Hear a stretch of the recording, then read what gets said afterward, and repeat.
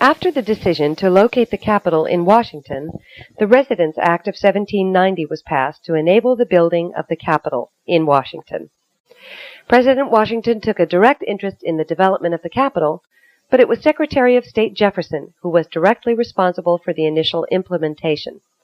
Jefferson submitted an initial plan for the city, and then the French engineer, Major Pierre Charles L'Enfant, was selected to develop a plan for the city.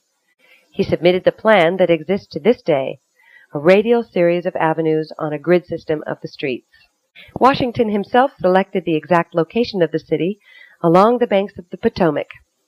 Washington himself negotiated an agreement by which the landowners would cede to the federal government between 3,000 to 5,000 acres between Rock Creek and East Branch.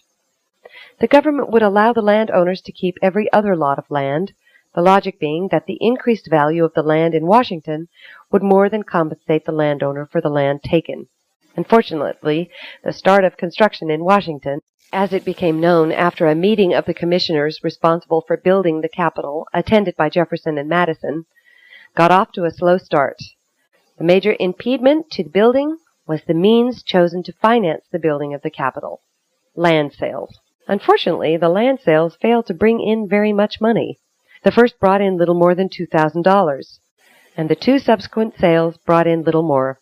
This, and other matters, caused increasing tension between L'Enfant and the commissioner in charge of the building. The issue came to a head over the decision of L'Enfant to demolish a house that protruded into his future New Jersey Avenue. After L'Enfant declared that he could not work for the commission anymore, Jefferson then informed him that his services were no longer needed. With L'Enfant gone, Jefferson selected James Hoban to design the home for the president and Dr. Wyalusing Thornton to design the Capitol.